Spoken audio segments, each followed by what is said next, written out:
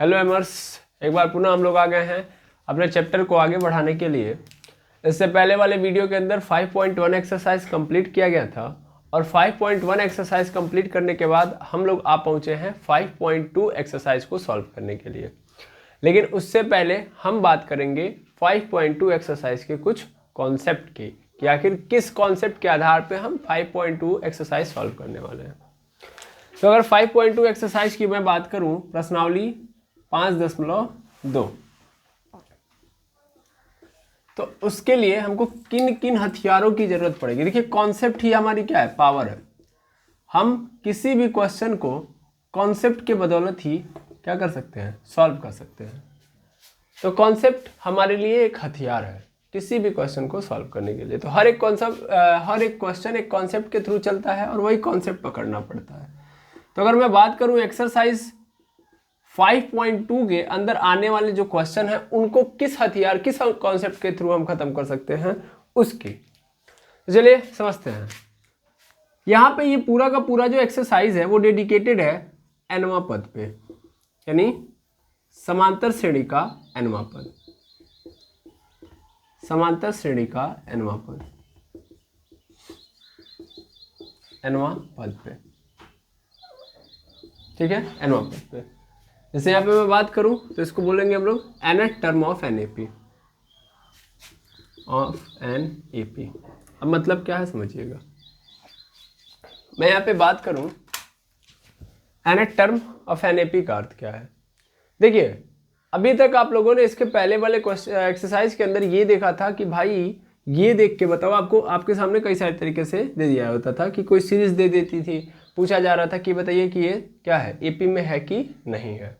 या हमको क्या दे देता था, कोई सीरीज दे के बोल देता था कि ये बताइए कि इसका फर्स्ट टर्म एंड डिफरेंस क्या है ना, यानी ए और डी का मान पूछ लेता था। तो सिंपल हमारे पास काम होते थे जहां पे हम लोगों ने 5.1 में देखा।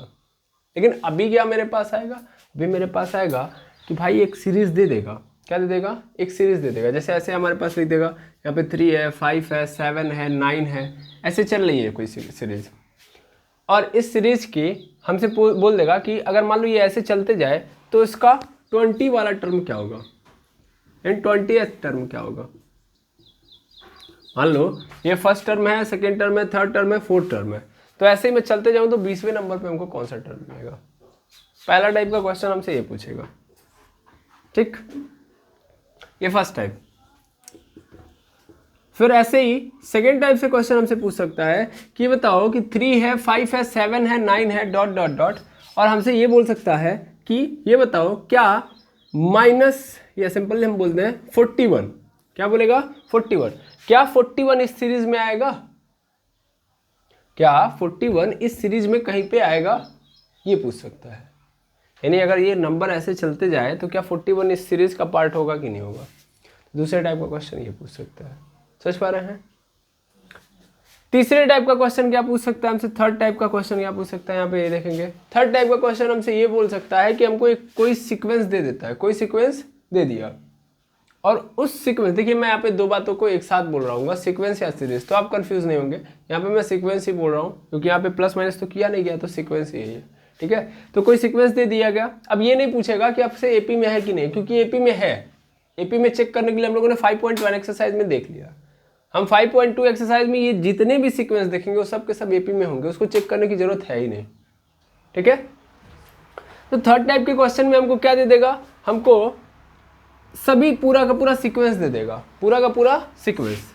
यहाँ पे हमको क्या दे देगा, हमको दे देगा यहाँ पे, हो सकता है यहाँ पे x दे दे और अगला नंबर हमको दे दे 3, फिर अगला नंबर फिर 5 दे दे, फिर अगला नंबर हमको क्या दे दे 7, और ऐसे यहाँ पे दे दे 31, ऐसे दे दिया, ठीक है। तो हमसे क्या पूछ सकता है कि ये बताइए इस सीक्वेंस में ए का मतलब पहला टर्म कौन सा होगा, जहाँ पे मैंने x लिखा है, यानी x मतलब पहला टर्म था, तो आखिर ये पहला टर्म क्या होगा, और इनके बीच में कॉमन डिफरेंस कितना है, यानी d की वैल्यू, ठीक है। तो दो चीज़ें आपसे पूछ सकता है यहाँ से। तो इस आधार पे मैंने 3 तरीके के प्रश्न बनाए हैं, और अभी आप आगे जाओगे तो और कुछ टाइप आएंगे, लेकिन फिलहाल में यही 3 मेन टाइप आपको मिलेंगे। फर्स्ट टाइम में आपको 28 टर्म पूछ सकता है कि बताइए कि एक सीक्वेंस चल रहा है तो इसका ये वाला पद कौन सा होगा, इतने नंबर वाला पद, या आपको सीक्वेंस देख के बोल देगा कि बताइए इसमें ये नंबर आएगा कि नहीं आएगा, या हमसे ए और डी का मान पूछ सकता है। क्लियर है? यस और नो? अच्छा, अब मैं अगर यहाँ से कहानी को आगे बढ़ाऊँ तो हमको इन सब को सॉल्व कैसे करना है, इन सब के तरीके क्या हैं। तो इन सभी का एक ही तरीका है, और वो तरीका है हमारे पास, वो है ये nth टर्म ऑफ एपी का मतलब होता है tn। क्या हो गया? tn। और tn इज इक्वल टू क्या होता है? a plus n minus one into D. इस चीज़ को मैंने बहुत पहले ही आपको समझाया था, है ना? tn is equal to a plus n minus one into D, यानी इन सभी तरीकों का एक ही सोल्यूशन है ये। अब देखिए कैसे इसको हम समझते हैं। मैं यहाँ से मिटा रहा हूँ, समझा रहा हूँ आपको। आपको कभी भी किसी भी सीक्वेंस का अगर nवां पद पूछ रहा है, क्या पूछ रहा है? nवां पद, तो इसका मतलब वो किसका मान पूछ रहा है? tn का। किसका मान पूछ रहा है? tn। या tn को हम क्या बोल सकते हैं यहाँ पे? nवां पद। nवां पद is equal to a plus, a का मतलब क्या होता है? प्रथम पद। प्रथम पद, फिर क्या है यहाँ पे? प्लस लगाएंगे, फिर पदों की संख्या, पदों की संख्या, फिर माइनस वन इंटू यहाँ पे क्या हो जाएगा आपका? सार्व अंतर। सार्व अंतर, सार्व अंतर, ठीक है? यहाँ पे मल्टीप्लाई कर देंगे। अब nवां पद मतलब nth टर्म, या सिंपल मैं बोल देता हूँ tn। क्या बोल देता हूँ? tn। और tn प्रथम पद को ही हम लोग क्या बोलते हैं? a प्लस पदों की संख्या को ही हम लोग क्या बोलते हैं? n माइनस वन इंटू क्या हो जाएगा? सर्वांतर का मतलब d। तो फॉर्मूला ऐसे ही बनता है। लेकिन ये फॉर्मूला कहाँ से आया था आपको पता है? बेसिक तरीका था हमारे पास कि मान लीजिए कि हमने कोई सीक्वेंस पकड़ा, तो उस सीक्वेंस पे सबसे पहला टर्म क्या होगा? a होगा। दूसरा टर्म कब आएगा? जब मैं इस a में क्या ऐड करूंगा? Common difference. यानी a है पहला पद, तो दूसरा पद कैसे आएगा? जब हम इसमें क्या ऐड कर देंगे? d। भाई सीक्वेंस बना रहा हूं तो d क्या होता है? सर्वांतर इंडिफरेंस होता है। पहला पद है, दूसरा पद a प्लस डी, तीसरा पद क्या होगा? जब मैं a प्लस डी में क्या ऐड करूंगा? फिर d ऐड कर दूंगा, तो तीसरा पद मिलेगा। भाई दूसरा पद a प्लस डी था, तो तीसरा पद क्या होगा? a plus D plus D. चौथा पद क्या होगा? चौथा पद होगा सर ए, तीसरे पद में डी ऐड कर दो। तीसरा पद क्या है मेरे पास? a प्लस डी, और इसमें एक और डी ऐड कर दो। ये क्या बन गया आपका? चौथा पद। चौथा पद मिल गया। पांचवा पद बनाना है तो चौथे पद में डी ऐड कर दो, यानी चौथा पद क्या है? a plus D plus D plus D, और इसमें एक और डी ऐड कर दो। तो ऐसे ही तो चलेगा, हाँ या ना? तो हम लोगों ने ऑब्जर्व किया, सपोज कर लो यहाँ पे, तो ये क्या है? ये t1 का मान है, मतलब पहला टर्म है ये, और t1 इज इक्वल टू क्या है? a। ये क्या है आपका? t2 है, दूसरा पद है एंड सेकेंड टर्म है, और वो कितना है? a plus D. t3 कितना है? तो सर a प्लस डी, यानी d प्लस डी कितना हो गया? 2d, तो a प्लस 2d। ऐसे ही चलेगा। अच्छा t4 कितना है भाई? t4 है हमारे पास, देखेंगे यहाँ पे, तो 1 2 3 यानी a प्लस 3d। और t5 कितना है? तो a प्लस 4d। ऐसे ही चलेगा। देखिए 1 2 3 4 हो गया। अगर मैं ऐसे ही बोल दूं आपसे, ये बताइए कि आप इतना ही ध्यान से इतना जब कर लेते हैं, तो ये बताइए हमको t7 कितना होगा, मतलब t6 कितना होगा? अब मैंने वहाँ पे लिखा तो नहीं, लेकिन क्या मैं बता पाऊंगा? बिल्कुल सर। कैसे? थ्रू द ऑब्जर्वेशन, कि भैया 1 है तो एक को d नहीं था, 2 है तो 1 d, 3 है तो 2 d, ये तो आ ही रहा है। लेकिन उसके बाद की कहानी ऐसे चली है, 4 है तो 3, 5 है तो 4d। तो अगर छठा टर्म निकालूंगा तो क्या होगा? a प्लस 5d होगा कि नहीं होगा? अगर मैं t7 निकालूं तो a प्लस 6d। जितना यहाँ पे उससे कम कर दो और d से मल्टीप्लाई कर दो और a को जोड़ दो। दैट मीन्स जितना जिस टर्म की बात कर रहा है उतने टर्म में से, मतलब उतने टर्म में से एक घटा के d से मल्टीप्लाई कर दो और क्या जोड़ दो उसमें? a। यही हमारा क्या मिल जाएगा? वो टर्म का नंबर मिल जाएगा, वो टर्म पता चल जाएगा हमको। समझ में आया? अच्छा ऐसे ऐसे अगर मान लीजिए हमसे 20 का पूछना है, 20वां टर्म बताओ, तो आंसर कैसे निकालेंगे हम? सर a प्लस 20 है यहाँ पे, तो इसका मतलब 19d, हाँ या ना? यस और नो? क्लियर है? ऐसे ही हमसे मान लेते हैं चलते चलते हमसे tx की वैल्यू पूछ दे, तो tx का मतलब क्या होगा? सर सिंपल, a प्लस जितना पूछ रहा है उसमें से क्या कर दो, एक घटा दो और फिर किससे गुणा कर दो, डी से। यही तो रूल है। 20 का पूछा तो 19 किया ना, 20 में से एक घटा के डी में मल्टीप्लाई करते। तो यक्स का पूछ रहा है तो यक्स माइनस 1 इंटू डी नहीं कर दूंगा मैं।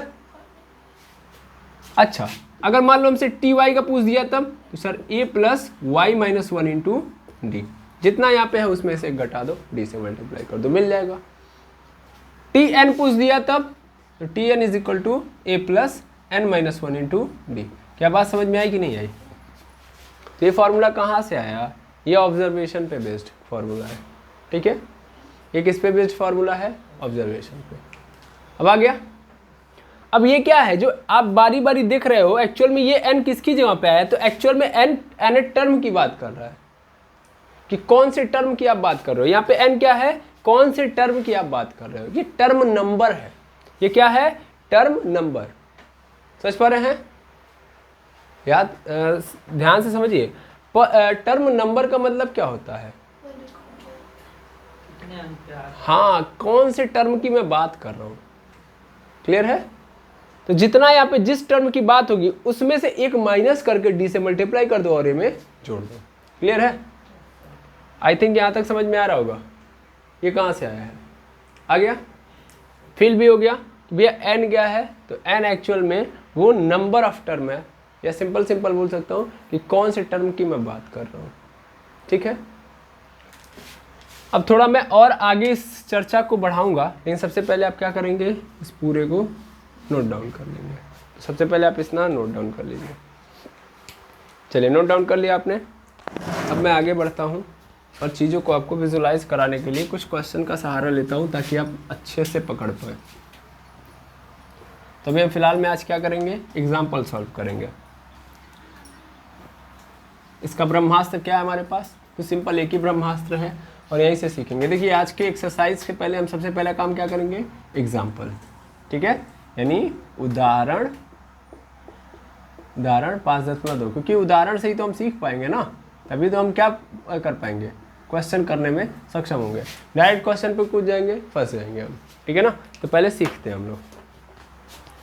जैसे हमारे पास सबसे पहला है एग्जाम्पल नंबर 3। यहाँ पे कह रहा है find the 10th term of the AP. लिखा है find the 10th term of the AP 2, 7, 12। 2, 7, 12। चलिए देखते हैं हम लोग। ये क्वेश्चन है हमारे पास। क्वेश्चन है एग्जाम्पल नंबर 3 का। एग्जाम्पल नंबर 3 कह रहा find the 10th term of the AP 2, 7, 12। तो क्वेश्चन में सबसे इंपॉर्टेंट चीज क्या होती है? सबसे इंपॉर्टेंट चीज होती है कि क्वेश्चन में दिया क्या है और पूछ क्या रहा है। यहाँ पे देखो बोला गया है 10th टर्म बताना है। 10th टर्म यानी 10वां पद बताना है। यानी ये किसकी वैल्यू पूछ रहा है? T10 की। ऐसा नो 10th टर्म मतलब T10। और T10 अगर मुझे निकालना हो तो मैं कैसे निकालूंगा? सर मुझे क्या करना है? ये 10 लिखा है तो इसमें से एक घटा दूंगा। कितना हो जाएगा? 9। डी से गुणा और ए में क्या कर देंगे? जोड़ देंगे। यही तो मिलेगा मुझे 10th टर्म। अब यहाँ पे ये बन गया हमारा कि नहीं बन गया? बताओ। 10th टर्म पूछ रहा है, हमारे हिसाब से 10th टर्म यही होगा। और यहाँ पे ए और डी की वैल्यू हमको मिल जाएगी कि नहीं मिल जाएगी? कहाँ से मिलेगी? यहाँ से, क्योंकि सीरीज दिया है। ऐसा तो है नहीं कि नहीं दिया है। अब देखो सीरीज क्या है? 2, 7, 12 ऐसे चल रहा है। तो सबसे पहले ए की वैल्यू कितनी होगी बताओ? ए क्या है आपका? 2। तो ए इज इक्वल टू 2। अब हमको डी भी तो चाहिए, तो डी कैसे मिलेगा? तो सर बाद वाले में से पहले वाले को घटा दो। तो क्या मिलेगा? डी इज इक्वल टू क्या होता है? T2 minus T1। और T2 मतलब बाद वाला क्या है? 7। 7 में से T1 को घटा देंगे यानी 2 घट जाएगा। तो डी की वैल्यू कितनी आ गई? 5। ए की वैल्यू 2 और डी की वैल्यू कितनी हो गई? 5। इसी को आप यहाँ पे चिपका दो। तो क्या होगा? T10 इज इक्वल टू ए की वैल्यू कितनी है? तो ए की वैल्यू है 2 प्लस 9 इंटू डी की वैल्यू कितनी है? 5। 5 लिख दिया। तो T10 इज इक्वल टू कितना हो गया? 2 plus 9 5 45। T10 is equal to 45 plus 2 कितना कर देंगे? कितना हो जाएगा? 47। यानी ऐसे ही हम चलते जाएंगे तो 10वें नंबर पे हमको क्या मिल जाएगा? 47। पहला नंबर पहला टर्म 2 है, फिर 7 है, फिर 12 है। ऐसे ही चलते जाएंगे तो 10वें नंबर पे हमको कौन सी संख्या नजर आएगी? 47। क्लियर हो कि नहीं है? एकदम सिंपल काम है। एन टर्म पूछा, सबसे पहले यही निकालो, फिर ए और डी की वैल्यू निकालो, खत्म कर दो। क्लियर है? आसान है। चलिए वेरी गुड, इसको भी आप नोट करिए। अब हम चलते हैं नेक्स्ट टर्म पे, सर नेक्स्ट एग्जाम्पल पे। अब नेक्स्ट एग्जाम्पल हमारे पास है एग्जाम्पल नंबर 4। एग्जाम्पल नंबर 4 देखेंगे आप लोग। अब एग्जाम्पल नंबर 4 क्या कह रहा है, यानी उदाहरण नंबर 4। देखिए हिंदी मीडियम से मतलब इतना है कि भैया आपको क्वेश्चन समझना है। ऐसा नहीं है कि इंग्लिश मीडियम में मैं पढ़ा रहा हूँ यार, इंग्लिश और हिंदी का कोई अर्थ नहीं है यहाँ पे। फिलहाल में एक्सप्लेनेशन का अर्थ होता है, किस भाषा में है यहाँ पे मायने नहीं रखता है। मायने ये रखता है कि आप कैसे समझ पा रहे हैं। ठीक है, इंग्लिश भी आपका आप ही की लैंग्वेज और हिंदी भी आप ही की लैंग्वेज है, तो डरना बिल्कुल नहीं है।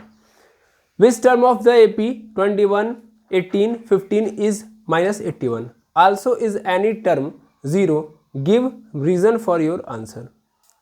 क्वेश्चन क्या कह रहा है, बहुत जरूरी है, बहुत इंपॉर्टेंट है, इसको समझिएगा। क्वेश्चन ये कह रहा है कि हमारे पास एक सीरीज है। देखिए वो क्वेश्चन क्या लिखा गया उससे हमको लेना देना नहीं है, सिंपल हमको अपने आप को लेके चलना है। अरे कैसे उसको छोड़ देंगे सर, उसी से तो लेना देना है। हाँ उसी से लेना देना है, मतलब उसकी लैंग्वेज नहीं मैं करूँगा, अपनी लैंग्वेज में सॉल्व करूँगा। 21, 18 फिर 15 है, फिर उसके बाद ऐसे ही चलते जा रहा है। कह रहा है ये बताओ कि ये जो सीक्वेंस दिया गया है, क्या इस सीक्वेंस में कहीं भी -81 आएगा। देखो वो ये सेकेंड टाइप का क्वेश्चन है, वो फर्स्ट टाइप का क्वेश्चन था, ये सेकेंड टाइप का क्वेश्चन है। 21, 18, 15 ऐसे चल रहा है कोई हमारा सीक्वेंस। कह रहा है कि क्या -81 कहीं पे आएगा, इसमें आएगा क्या, इस सीक्वेंस के अंदर -81 आएगा क्या। ठीक है, तो चलिए सबसे पहले हम इसके ऊपर काम करते हैं कि -81 आएगा क्या कि नहीं। तो मैं मान लेता हूं, मैं मानूंगा क्या कि -81, ध्यान देना, मैं मानूंगा कि ये जो -81 है वो TN यानी nवां टर्म है, nth टर्म है। सर क्यों माना आपने, अरे भाई ऐसे समझो, हो सकता था कि यहाँ पे मैं बोलता कि यहाँ पे ऐसे 1, 2, 3 और 20वें पद पे जाता है। T20 की जब मैं बात करता तो हो सकता था वो कितना हो जाता, -81। हो सकता है कि ऐसे सीक्वेंस जा रहा है तो हो सकता है कि T30 नंबर पे यानी 30वां पद जो होगा इसका कितना हो जाए, 81 हो जाए। हो सकता है, तो अब होने के लिए तो कुछ भी हो सकता है। तो हम होने के लिए जब कुछ भी हो सकता है तो वहाँ पे क्या मान लेंगे कि एक्चुअल में ये nवां टर्म है। कौन सा टर्म है, nवां टर्म। दैट मीन्स यहाँ पे TN की वैल्यू हमको क्या मिल गई, -81। तो कभी भी पूछे कि ये बताइए कि ये जो नंबर है इसका क्या है, पार्ट है कि नहीं है, तो सबसे पहले हम क्या मान लेंगे कि वो किसका वैल्यू है, TN की वैल्यू है। ठीक है, फर्स्ट टर्म है पता आपको, बिल्कुल सर फर्स्ट टर्म है हमारा 21। डिफरेंस कितना है, तो बाद वाले में से पहले को घटाएंगे, कितना मिल जाएगा मुझको, -3 मिल गया। अब TN मिल गया, A मिल गया, D मिल गया, क्या N की वैल्यू मिली है, नहीं। हमारे पास फॉर्मूला क्या होता है सर, वो होता है TN = A + n - 1 × D। अगर हमसे पूछता सर कि ये वाला टर्म बताओ तो मैं फटाक से निकाल देता, लेकिन यहाँ पे तो क्या है, TN है, तो इसलिए मैंने यहाँ पे पूरा फॉर्मूला लिखा है। क्लियर है। अब TN की वैल्यू हमको पता है, बिल्कुल सर -81 है, = A की वैल्यू कितनी है, A की वैल्यू है सर 21 प्लस N की वैल्यू सर नहीं पता, वही तो निकालना है कि कौन से नंबर पे आ रहा है ये, है ना, कौन से नंबर पे आ रहा है वही तो निकालना चाह रहा हूँ मैं कि आ भी रहा है कि नहीं आ रहा है, n-1। अब फिर D की वैल्यू कितनी है, तो -3 है। अब ये -81 है, यहाँ पे 21 है, प्लस -3 का मल्टीप्लाई हो जाएगा तो क्या हो जाएगा, -3n हो जाएगा, और ये माइनस माइनस +3 हो जाएगा, हो जाएगा। अब देखो क्या होने वाला है, अब भाई हमको इसकी वैल्यू निकालनी है, तो इसको उठा के इधर लेके चले जाएंगे और इसको उधर फेंक देंगे, तो क्या मिलेगा हमको, ये माइनस में इधर आएगा तो प्लस में 3n, और ये देखो 81 इधर चला जाएगा और 21 और 3 ऐड हो गया 25 हो गया, और ये प्लस में 81। अब 3n = क्या होगा, 25 में 81 ऐड कर दो, कितना हो जाएगा, तो ये हो जाएगा 6 2 8 या 8 2 10, 106 हो गया। अब यहाँ पे इसको नीचे इसके भेज दो, तो n = 106/3 हो गया। 3 से डिवाइड करो, कितना बार में जाएगा, 3 3 जा 9। पहले सही हुआ, पहले सही आया है ना, एक बार चेक कर लीजिए आप। -81 ही पूछा था, ओ सॉरी, वेरी गुड, 24। अब यहाँ पे क्या हो जाएगा, 105, तो यहाँ पे 5। अब काटिए, 3 3 जा 9 और 3 5 जा 15। n की वैल्यू कितनी आ गई भाई, n की वैल्यू आ गई 35। और अगर n की वैल्यू, ध्यान देना, अगर n की वैल्यू एक नेचुरल नंबर आ रही है, क्या आ रही है, एक नेचुरल नंबर। नेचुरल नंबर से मतलब क्या है, समझ पा रहे ना, 1 2 3 4 5 6 7 8 9 10 11 12 ऐसे आ रही है, तब इसका मतलब आंसर, मतलब यहाँ पे देखो n की वैल्यू 35 आ गई, जिससे ये पता चल रहा है कि ऐसे हम चलते जाएं तो 35वें नंबर पे, कौन से नंबर पे, 35वें नंबर पे ये आएगा। यहाँ से क्लैरिफिकेशन मिल गया।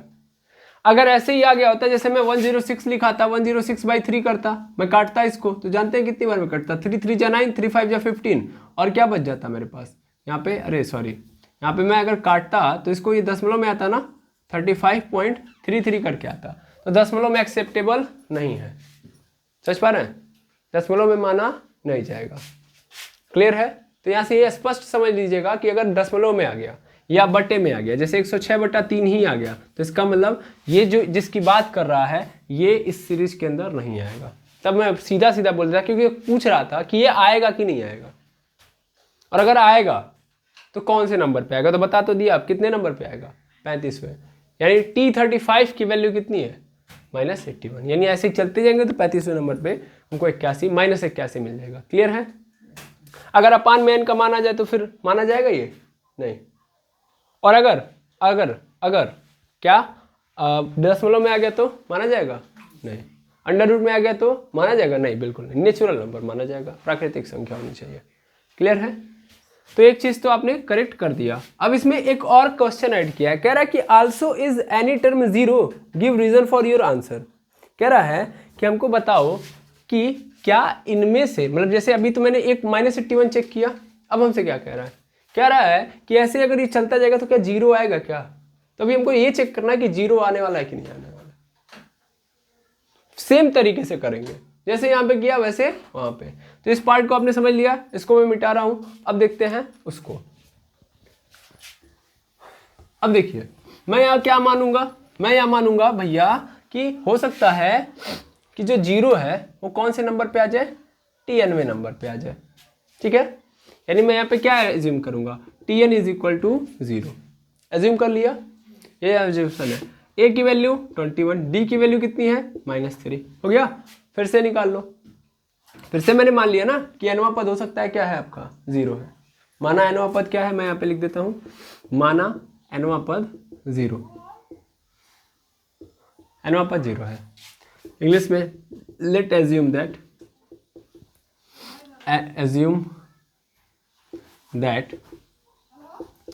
n term is 0। ठीक है, सॉरी विल बी 0,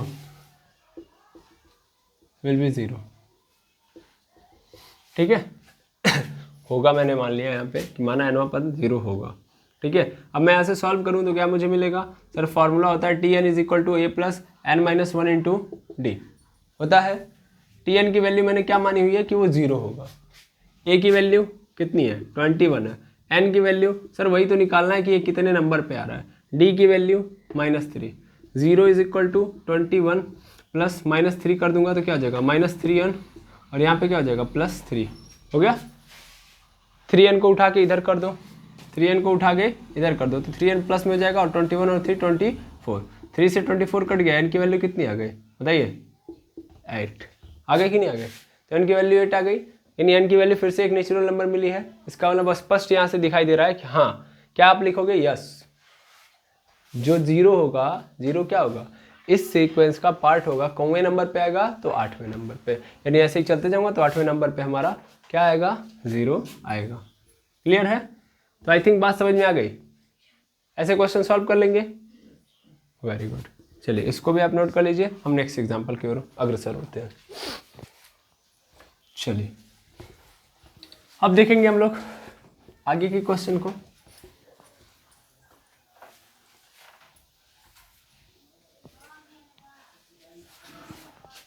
अब देखिएगा हमारे पास है एग्जाम्पल नंबर 5, जहाँ पे लिखा है determine the AP whose third term is 5 and the 7th term is 9। ये बहुत अच्छा क्वेश्चन है, एग्जाम्पल नंबर 5। अब इसने अच्छे तरीके से आपको इधर से उधर करना स्टार्ट किया। अभी कहाँ स्टार्ट किया, अभी तो कहानी का ट्रेलर और टीजर दोनों नहीं आया है। देखिए डिटरमाइन द AP कह रहा है उस AP को बताओ, AP मतलब अर्थमेटिक प्रोग्रेशन को निकाल के दिखाओ जिसका थर्ड टर्म मतलब T3 की वैल्यू कितनी है, 5 है। थर्ड टर्म मतलब यही तो होता है भाई, क्या बोला आपसे, थर्ड टर्म। थर्ड टर्म मतलब तुरंत क्या समझ लेंगे, T3, और T3 की वैल्यू कितनी दी है 5। कह रहा है कि वो AP बताओ जिसका थर्ड टर्म क्या है 5 है, और सेवेंथ टर्म, कौन सा टर्म, सेवेंथ टर्म क्या है, सेवेंथ टर्म है आपका 9। ठीक है, अब चलिए समझते हैं कहानी को। अगर मान लीजिए T3 की वैल्यू 5 है, तो T3 का मतलब हमने क्या जाना, T3 मतलब हम क्या जानते हैं सर, T3 मतलब a+2d, यस और नो, 3 दिया मतलब 2d, a+2d, और इसकी वैल्यू कितनी दे दी गई है भाई 5। Equation number 1। ठीक, T7 दिया है, 7 टर्म मतलब T7 मतलब a+60, हाँ या ना, इज इक्वल टू इसकी वैल्यू कितनी दी गई है 9। ये इक्वेशन नंबर 2। किसको इक्वेशन ले रहा हूँ, ये रहा, है ना। अब क्या करना है भाई, मुझे अगर एक एपी बनाना है, अर्थमेटिक प्रोग्रेशन बनाना है, तो मुझे क्या चाहिए, मुझे सर एक तो ए चाहिए, दूसरा डी चाहिए। अगर ए और डी मिल जाएगा तो मैं बना दूंगा, देखा भी गया है। तो अर्थमेटिक प्रोग्रेशन अगर आपसे बनाने के लिए बोल रहा है तो हमको क्या चाहिए, ए और डी। चलिए देखते हैं ए और डी कैसे आएगा। तो हम करेंगे क्या, हम ये करेंगे कि दूसरे वाले में से, दूसरे इक्वेशन में से पहले इक्वेशन को क्या कर देंगे, घटा देंगे। घटाइए, दूसरा इक्वेशन है a+60, इसमें से माइनस करेंगे हम लोग a+2d, तो आंसर क्या आएगा, इधर भी माइनस होगा, 9 में से 5 माइनस हो जाएगा। अब देखो a+6d माइनस यहाँ पे क्या हो जाएगा, -a-2d इज इक्वल टू 9 - 5 मतलब 2 हो जाएगा। ये देखिए a से a कैंसिल हो गया, और 6d में से 2d चला गया, कितना बचेगा 4d इज इक्वल टू 2। तो d इज इक्वल टू कितना आ जाएगा 2/4, 2 1 जा 2, 2 2 जा 4, तो d की वैल्यू कितनी आ गई 1/2 आ गया, आ रहा है देखिएगा नीचे। ठीक है, तो d की वैल्यू कितनी आ गई 1/2। d की वैल्यू मिल गई तो a की वैल्यू निकाल लेंगे हम, बिल्कुल सर, d की वैल्यू मिल गई, किसी भी इक्वेशन में आप डाल के निकाल लो। तो क्या होगा, d का मान समीकरण 1 में रखने पर, समीकरण 1 में रखने पर, तो समीकरण 1 है क्या मेरे पास, a+2d है, तो a+2d is equal to 5, a ऐसे रहेगा 2 ऐसे रहेगा, d की वैल्यू कितनी है 1/2 इज इक्वल टू 5, 2 से 2 कैंसिल हो गया, कैंसिल हो गया, a प्लस यहाँ पे क्या बचेगा 1 इज इक्वल टू 5, 1 को उधर भेज दो, तो a की वैल्यू कितनी आ गई सर 5 - 1, और a इज इक्वल टू मिल गया हमको 4, मिल गया। अब हम सीक्वेंस बना सकते हैं, है ना। अब देखिए सीक्वेंस बनाए हम, देखिए सबसे पहले a की वैल्यू हमको पता चल चुकी है कि a वैल्यू मतलब 4। अब दूसरा टर्म कैसे पता चलेगा सर, पहले में हम दूसरा टर्म लाने के लिए क्या करेंगे, पहले में हम d को ऐड कर देंगे। तो d है क्या मेरे पास, d है मेरे पास हाफ, तो मैं ऐड करता हूं, 4 में अगर मैं 1/2 ऐड कर दूं तो कितना आ जाएगा, सेकेंड टर्म मिल जाएगा। थर्ड टर्म कैसे मिलेगा, जब मैं दूसरा टर्म क्या है 4 + हाफ + हाफ, यही तो होगा। क्या हुआ, कहीं पे मिस्टेक आपको नजर आ रही है, कहाँ पे बताइए। हाँ, ओ सॉरी, यहाँ पे 9 - 5 कितना हो जाएगा 4। ये छोटे छोटे एरर्स हो जाते हैं जल्दी जल्दी के चक्कर में। यहाँ पे 4/4, डी की वैल्यू कितनी आ जाएगी 1, डी की वैल्यू यहाँ पे 1, डी की वैल्यू 1, तो यहाँ पे क्या हो जाएगा फटाफट देखिएगा, डी की वैल्यू 1 2 × 1 हो जाएगा, मतलब 2d होता है ना, 2d, और यहाँ पे क्या हो जाएगा 2 × 1, यहाँ पे क्या हो जाएगा आपका 2 1 जा 2, और ये 5 - 2 होगा, और 5 - 2 मतलब a की वैल्यू कितनी आ जाएगी 3। चलिए अब तो आसान है, अब सिंपल है, a की वैल्यू हमको क्या मिल चुकी है 3, अब d की वैल्यू हमको मिल चुकी है 1, तो अगला टर्म क्या होगा 4 होगा। अब इसके अगला टर्म क्या होगा सर, ये फर्स्ट टर्म है, सेकेंड टर्म है, थर्ड टर्म लाने के लिए हमको क्या करना पड़ेगा, सेकेंड टर्म में 1 ऐड करना पड़ेगा, दैट मीन्स क्या हो जाएगा यहाँ पे 5, फिर अगला टर्म 6, फिर 7, ऐसे ही तो चलेगा भाई, एक एक ऐड होते जाएगा, बन गया आपका एपी। सो एपी इज ये, यानी अर्थमेटिक प्रोग्रेशन समांतर श्रेणी ये होगा। क्लियर है, कर लेंगे ऐसे क्वेश्चंस को। चलिए और आगे बढ़ा जाए, और आगे मतलब नेक्स्ट क्वेश्चन,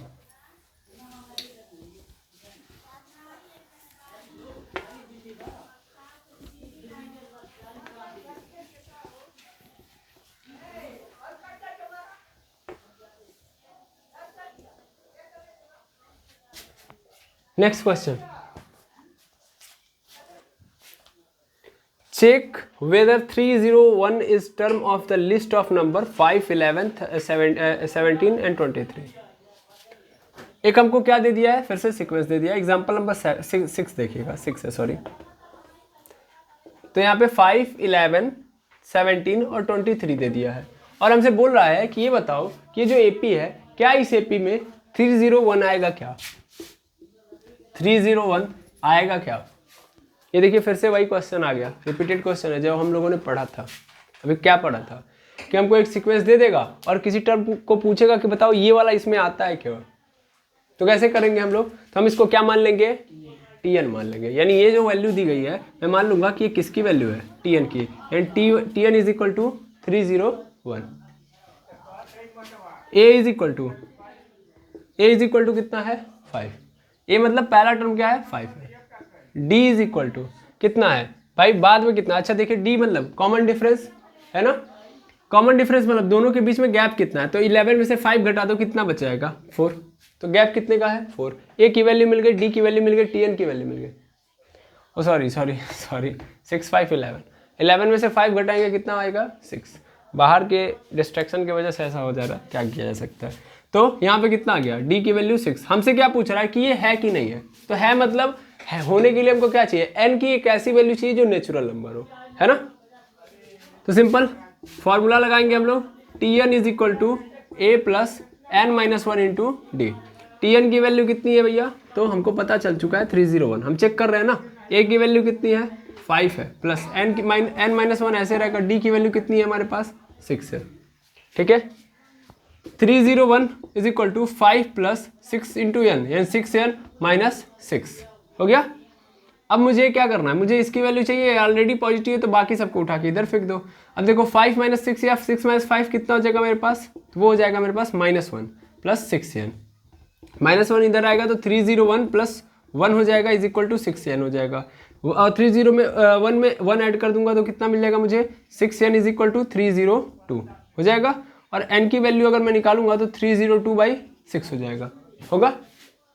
यहाँ पे कहीं पे मिस्टेक हुआ है देख लेते हैं हम लोग एक बार। 6n माइनस 6n यहाँ पे है, 6 में से 5 ऐड हो गया, -1 हो गया, बाकी सब सही है। अब 6 से मैं डिवाइड करता हूँ, 302 को मैं डिवाइड करूँगा, डिवाइड होगा, देखा जाए 302 डिवाइड करो 6 से, तो 6 5 जा 30, कैंसिल आउट हो गया, 2 बच गया। अब क्या जाएगा, नहीं जाएगा, दैट मीन्स यहाँ पे क्या लगा देंगे 0।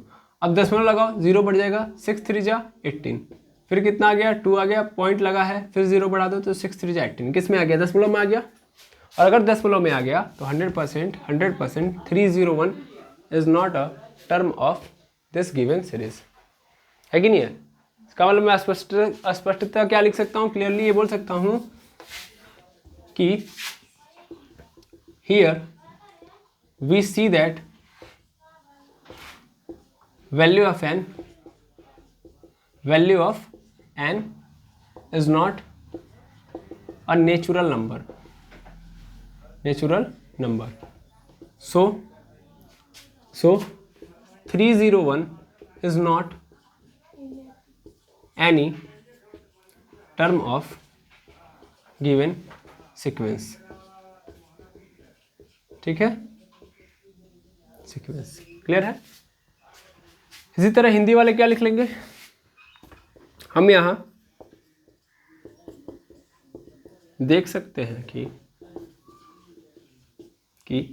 n का मान प्राकृतिक संख्या नहीं है, इसलिए स्पष्ट है कि 301 दिए गए श्रेणी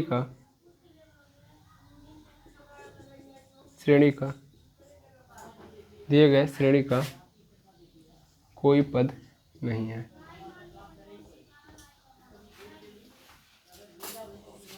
ठीक है, इससे क्लियर हो गया। तो ऐसे ही आप क्लियरिटी ले लेंगे, ओके। अब आते हैं हम लोग एग्जाम्पल नंबर 7 पे। आगे देखा जाए, इसको अपलोड कर लेंगे। अब हम एग्जाम्पल नंबर 7 पे पहुँचते हैं। इसको मैं मिटा रहा हूँ यहाँ से।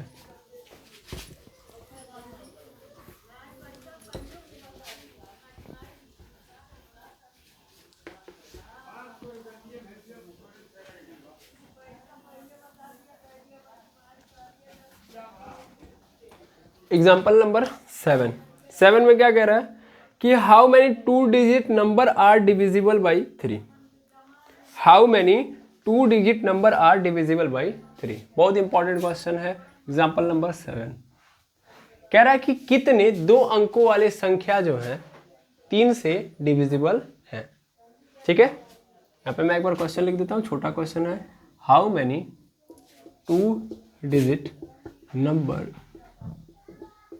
Is divisible by 3। ठीक है, sorry how many numbers are है, सॉरी मिस्टेक्स इज कंटिन्यूड, कोई बात नहीं। चलिए, कितनी संख्याएं 3 से डिविजिबल होंगी 2 अंकों वाली। तो सबसे पहले 2 अंकों वाली संख्या मतलब 2 अंक होने चाहिए कम से कम। अब इसमें स्टार्टिंग कहाँ से होती है, तो 12 से होती है, सबको पता है। 2 अंकों वाली संख्या जो 3 से डिवाइड होना स्टार्ट होती है, तो सबसे पहले 2 अंकों वाली संख्या स्टार्ट कहाँ से होती है, तो 10 से स्टार्ट होती है। फिर 10 क्या कट सकता है, बिल्कुल नहीं। फिर 11 कट सकता है, बिल्कुल नहीं। तो क्या ये मेरे सीक्वेंस का पार्ट होगा, बिल्कुल नहीं। कहाँ से स्टार्ट होता है, 12 से। 12 के बाद 13 नहीं कटेगा, 14 नहीं कटेगा, फिर किसने क्या आ जाएगा, 15। फिर कौन कटेगा, 18। यानी अब 3-3 के गैप पे कटेंगे। और 2 अंकों की सबसे लास्ट संख्या क्या होती है, 99। उसके बाद 3 अंक आ जाता है। क्या 99 डिविजिबल है, बिल्कुल। इसका मतलब मेरा यहाँ से स्टार्ट होगा और यहाँ तक डिविजिबल होगा। ये कह रहा है कि अगर मैं देखूँ इन सबको तो टोटल कितने हैं जो 3 से कट जा रहे हैं। यानी जब भी हमसे क्या पूछ रहा है, यहाँ पे पूछ रहा है नंबर ऑफ टर्म, यानी पदों की संख्या पूछ रहा है। पदों की संख्या को किससे रिप्रेजेंट करते हैं, n से। पदों की संख्या मतलब n से, ये ना हमसे पूछ रहा है। ठीक है, बाकी क्या क्या दे दिया है, तो देखो ध्यान से, ये a दे दिया है ना, यानी a की वैल्यू कितनी दे दी है, 12। d की वैल्यू गैप कितने का है, 3 का है, तो 3 लिख दिया। और आखिरी नंबर भी दे दिया है। आखिरी नंबर यानी ये कौन सा नंबर है हमारा, tn। अच्छा, आखिरी नंबर अगर हमको मिल जाता है भाई, तो मैं ना इसको l भी बोलता हूँ, लास्ट टर्म। क्या बोलता हूँ, लास्ट टर्म। ये याद रख लीजिएगा कि लास्ट टर्म को ही हम लोग tn बोलते हैं। tn बोलो या लास्ट टर्म बोलो। यानी यहाँ पे हमारे पास क्या है, l की वैल्यू है, l बोलूंगा या tn बोलूंगा, वो क्या है, 99। क्लियर है। जैसे अगर हम लिखते हैं ना tn is equal to a plus N minus 1 into D, तो मैं यहाँ पे लिख सकता था l is equal to a plus N minus 1 into D. समझ पा रहे हो, tn को ही हम लोग l बोलते हैं, कोई दिक्कत नहीं। लास्ट टर्म है, ये लास्ट टर्म है ना इस सीक्वेंस का, तो उसी के जगह पे हम बात कर रहे हैं। अब मैं अगर सॉल्व करूँ तो tn या l की वैल्यू कितनी है, 99 है, इज इक्वल टू a की वैल्यू कितनी है, तो a की वैल्यू है 12 प्लस n की वैल्यू सर नहीं पता, वही तो निकालने के लिए आया हूँ। d की वैल्यू कितनी है, तो d की वैल्यू हमारे पास यहाँ पे देखेंगे 3 है, 3 लिख दिया। अब 99 is equal to 12 plus 3 into N, यानी 3n हो गया minus 3। 99 is equal to 12 minus 3 कितना हो जाएगा भाई, 12 माइनस 3 हो जाएगा हमारे पास 9 प्लस यहाँ पे क्या हो गया 3n। अब 9 को इधर कर दो तो क्या हो जाएगा, 99 minus 9 is equal to 3n हो गया। यहाँ 99 में से 9 घटा देंगे, कितना आ जाएगा, 90 is equal to 3n। That implies 3n is equal to 90। 3 से 90 कट गया, n इज इक्वल टू कितना आ गया, 3 3 जा 90, यानी n इज इक्वल टू कितना आ गया, 30। यानी 12 से लेकर 99 तक कितने ऐसे टर्म होंगे जो 3 से कटेंगे, तो वो होंगे 30। यानी 30 ऐसी संख्याएं होंगी जो 3 से क्या हो जाएंगी, कट जाएंगी। क्लियर है। तो इस तरीके से हम लोग एग्जाम्पल नंबर 7 भी करेंगे, और ये अच्छा क्वेश्चन था। क्लियर है, ओके। चलिए अब नेक्स्ट एग्जाम्पल पे पहुंचते हैं हम लोग। नेक्स्ट एग्जाम्पल है हमारे पास 8वां, find the 11th term from the last term of the AP. ये बहुत इंपॉर्टेंट है, इसको भी देखें। मिटा दिया जाए, बिल्कुल।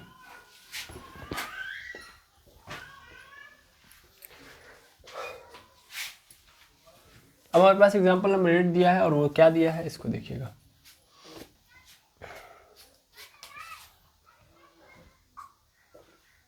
एग्जाम्पल नंबर 8, लिखा है find the 11th term from the last term of the AP. देखिएगा ये बहुत इंपॉर्टेंट है। देखिए क्या दिया गया है, ये हमारे पास एक एपी दे दिया गया है 10 7 4 dot dot dot minus 62। AP मतलब समझ पा रहे हैं ना, अर्थमेटिक प्रोग्रेशन दे दिया गया है या सीरीज दे दिया गया है, ऐसे चल रहा है। कह रहा है कि हमको 11वां पद बताइए, यानी 11th टर्म बताइए, लेकिन कहाँ से, लास्ट से 11वां, यानी किधर से, इधर से पीछे की ओर। समझ पा रहे हैं, हाँ या ना। तो हमको क्या करना चाहिए, हमको सबसे पहले ये करना चाहिए कि हमको सबसे पहले टोटल नंबर ऑफ टर्म निकाल लेने चाहिए। क्या निकाल लेने चाहिए, टोटल नंबर ऑफ टर्म।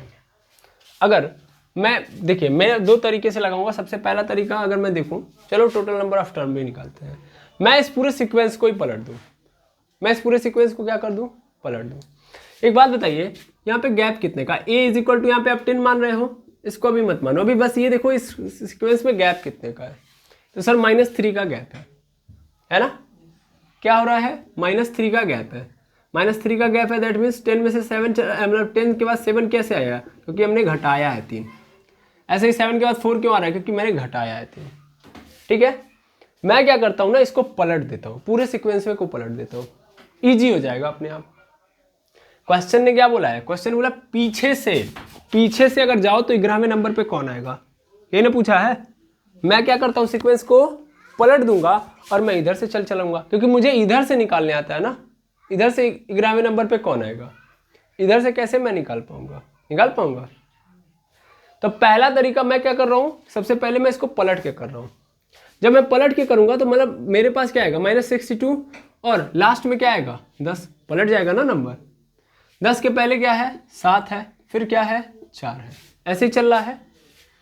अब 10 तक मैं कैसे पहुंच रहा हूं, तो ध्यान से देखो, पहले ऐसे लग रहा था कि जब मैं आगे जा रहा था तो घट रही थी सीरीज, लेकिन अभी देखो, अभी क्या हो रही है, बढ़ रही है सीरीज, है ना। -62 से +10 की ओर गया हूं, इसका मतलब सीक्वेंस के अंदर कुछ ऐड हो रहा है।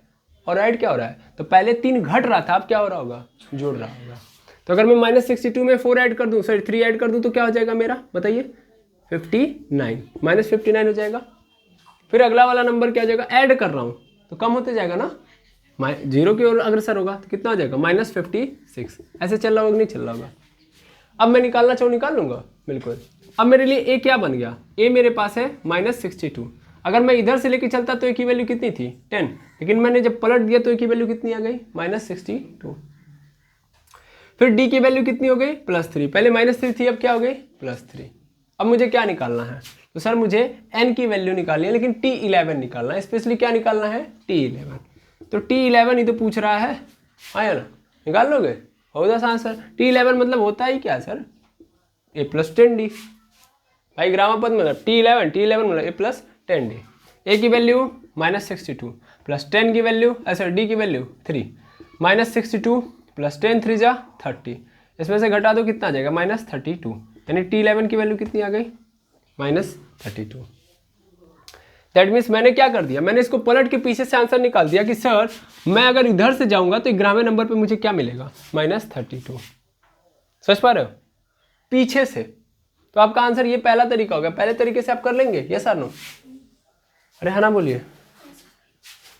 तो ये फर्स्ट मेथड है जिससे आप करोगे। एक मेथड और बता रहा हूँ कि आपको सीरीज पलटने की जरूरत नहीं पड़ेगी, ठीक है। चलिए देख लिया जाए, आंसर तो है ना अपना भाई, जी बिल्कुल, कोई दिक्कत नहीं है। मैं इसको यहाँ पे मिटा रहा हूँ, मिटाने वाला कहाँ गया मेरा। तो फर्स्ट मेथड, सीरीज को पलट दो, काम खत्म। अब मैं इसी से करूँगा, इसी मतलब जो हमारे पास है, पलटू उल्टूंगा नहीं, ठीक है ना, जैसा है वैसे ही रहने देते हैं और इसी से काम चलाते हैं।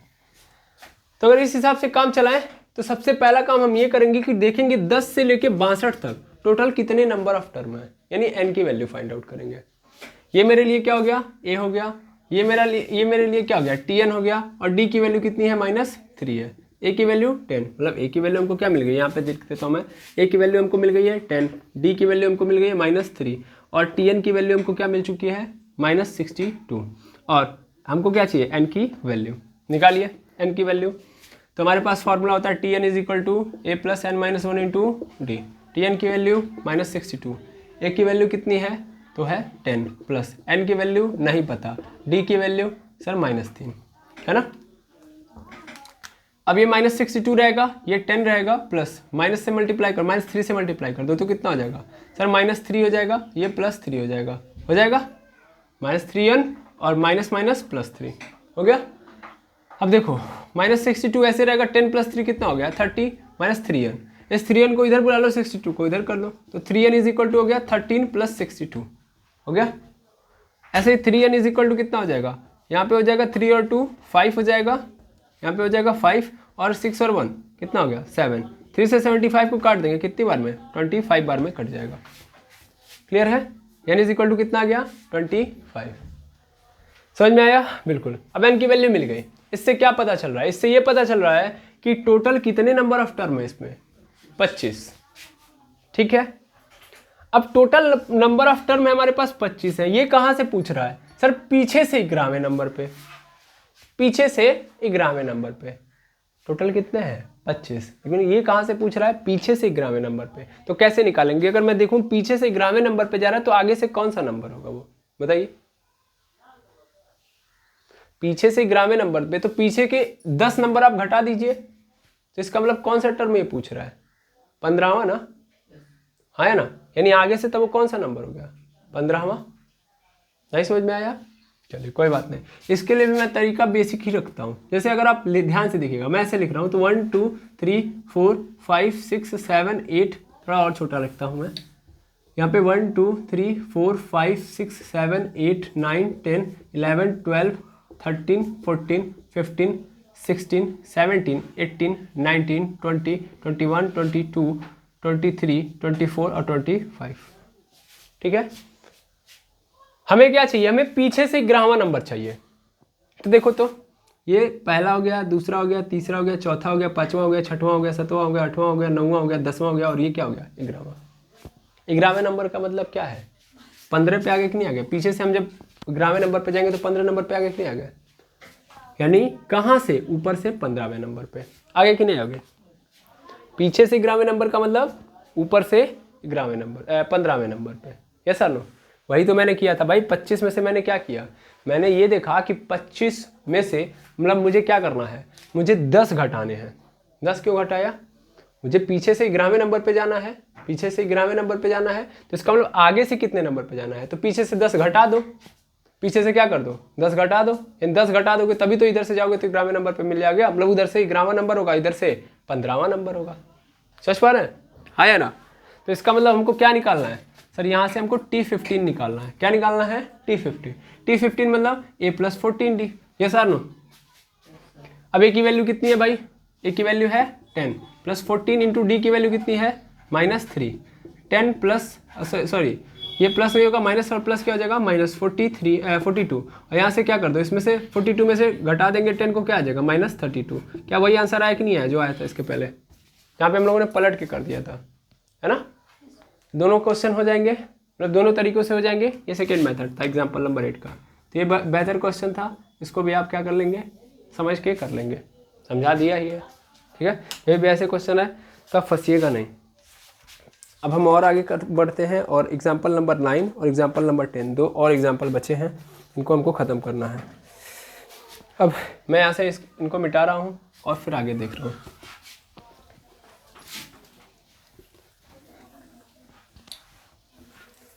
चलिए एग्जाम्पल नंबर 9 की बात करते हैं। तो अगर हम एग्जाम्पल नंबर 9 की बात करें तो लिखा a sum of 1000 is invested at 8% simple interest per year, calculate the interest at the end of each year, do this interest from an AP, if so find the interest at the end of 30 year marketing use of this fact. यहाँ पे यार simple interest की बात किया गया है, question क्या है उसको समझ लीजिए। कह रहा है कि 1000 रुपया मैंने क्या किया है इन्वेस्ट किया है, क्या किया है इन्वेस्ट किया है, कितने % रेट पे, तो सर 8% सिंपल इंटरेस्ट पे, और वो भी कितने दिन में मिलेगा 1 साल के अंदर। यानी 1000 रुपये मैं जमा करूंगा तो उसका 8% सिंपल इंटरेस्ट पे हमको 1 साल के अंदर मिलेगा, यानी उसका 8% एक्स्ट्रा हो जाएगा पैसा। ठीक है, कह रहा है कि calculate the interest at the end of each year. हर साल के अंत में आपको क्या करना है, हर साल के अंत में आपको कैलकुलेट करना है इंटरेस्ट को कि टोटल कितना इंटरेस्ट हुआ। अच्छा, do this interest from NAP. और क्या ये इंटरेस्ट, हमसे क्वेश्चन पूछ रहा है क्या ये जो इंटरेस्ट आए हैं वो एपी में है। अगर ये एपी में है तो हमको बताओ 30वें साल का इंटरेस्ट कितना होगा। समझ पा रहे हैं क्वेश्चन, बहुत आसान है। क्वेश्चन में ये बोला है कि मेरे पास 1000 रुपये हैं, एग्जाम्पल नंबर 9, फटाफट देख लेंगे। मेरे पास 1000 रुपये, यानी पी की वैल्यू कितनी हो गई 1000, क्योंकि सिंपल इंटरेस्ट की कहानी है। और मैंने 8% सिंपल इंटरेस्ट पे, 8% कौन से इंटरेस्ट पे, सिंपल इंटरेस्ट पे क्या किया है, उसको इन्वेस्ट किया है। और ये 8% सिंपल इंटरेस्ट पर ईयर का, यानी पूरा 1 साल का, 1 साल में आपको 8% मिलेंगे इस 1000 पे। ठीक है, यही तो है, बिल्कुल। अब मैं मान लो यहाँ पे बारी बारी 1-1 साल का सिंपल इंटरेस्ट निकालो। क्वेश्चन नहीं बोला कि बारी बारी क्या करो, सिंपल इंटरेस्ट निकालो 1-1 साल का। ठीक है, और फिर उन इंटरेस्ट को एक जगह पर रख के चेक करो कि क्या ये एपी में है, और अगर ये एपी में है तो ऐसे 30वें साल में कितना इनका इंटरेस्ट हो जाएगा, यानी इंटरेस्ट कितना 30वें साल में होगा, ये बताओ। ठीक है, चलो देखते हैं हम लोग। तो अगर मैं बात करूं एसआई की, तो एसआई कैसे निकाला जाता है सर, वो होता है P × R × T/100 होता है। अगर मैं फर्स्ट ईयर के लिए एसआई निकालूं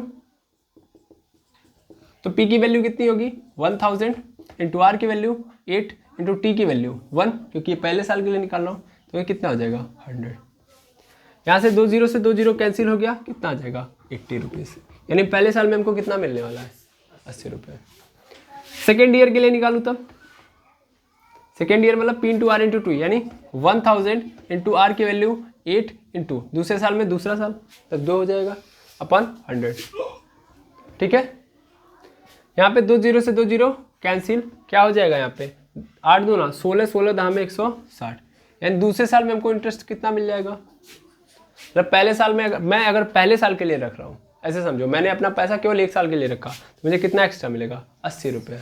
मैंने अगर 2 सालों के लिए रखा तो कितना मुझे मिल जाएगा 160 रुपये। ऐसे ही मैं तीसरे साल के लिए रख लूँ, थर्ड ईयर के लिए रख लूँ, थर्ड ईयर के लिए देख लो, थर्ड ईयर के लिए देखो तो क्या होगा P × R × T, यानी P की वैल्यू कितनी है 1000, R की वैल्यू 8, और टाइम कितना हो जाएगा इस बार 3, यहाँ पे 2 0 से 2 0 कैंसिल, 8 3 24, यानी कितना आ गया 240 रुपये। तो तीसरे साल में हमको 240 मिलेंगे। फिर कह रहा है कि इनको क्या करो, इनको चेक करो जो इंटरेस्ट आए हैं। तो पहले साल में इंटरेस्ट कितना आया है 80, दूसरे साल का इंटरेस्ट 160, तीसरे साल में इंटरेस्ट 240, ऐसे ही चल रहा होगा ये, है ना। तो कह रहा है चेक करो कि एपी में है कि नहीं है। तो कैसे चेक करता हूँ मैं, सर मैं चेक करता हूँ ये फर्स्ट टर्म है, ये सेकंड टर्म है, ये थर्ड टर्म है, तो मैं क्या करूँगा T2 - T1 करूँगा, फिर T3 - T2 करूँगा, मतलब ये चेक करूँगा गैप बराबर है कि नहीं है सब में। तो ये देखो दूसरे साल का मतलब 160 - T1 की वैल्यू 80, मतलब पहले साल में इंटरेस्ट 80, T3 मतलब 240, और फिर T2 मतलब 160। यहाँ से घटाऊंगा कितना आ जाएगा 80, यहाँ से घटाऊंगा तो भी कितना आएगा 80, यानी हर बार गैप कितने रुपए का है 80 रुपये का। इसका मतलब ये एपी में है कि नहीं है ना। तो हमसे क्या पूछ रहा है, हमसे पूछ रहा है कि अगर ये एपी में है तो हमको 30वें साल का बताओ। किसवें साल, कौन से साल का 30वें साल, मतलब इस पैसे को हमने क्या कर दिया 30 साल के लिए छोड़ दिया। तो 13th ईयर में कितना इंटरेस्ट मिलेगा, समझ पा रहे हैं। यानी किसकी वैल्यू पूछ रहा है T30 की वैल्यू हमसे पूछ रहा है। किसकी वैल्यू पूछ रहा है भाई T30, T30 निकाल लेंगे हम लोग, बिल्कुल सर। T30 = A + 29D हो जाएगा कि नहीं हो जाएगा। अब ये बताओ A और D निकालने की जरूरत है नहीं सर, गैप हमको ऑलरेडी पता चल चुका है कितने रुपए का 80 रुपये का।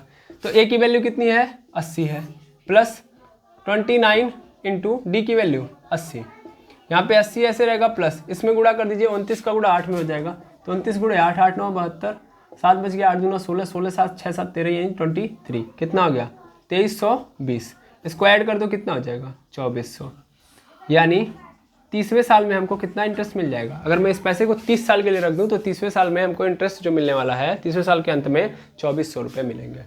इस 1000 पे। क्लियर है? आई होप ये 9th वाला एग्जाम्पल आपको समझ में आ गया होगा।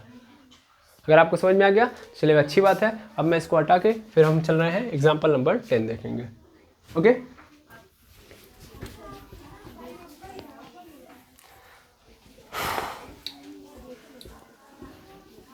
चलिए example number 10।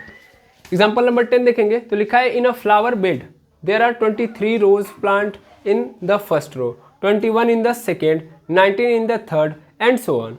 There are 5 rose plant in the last row.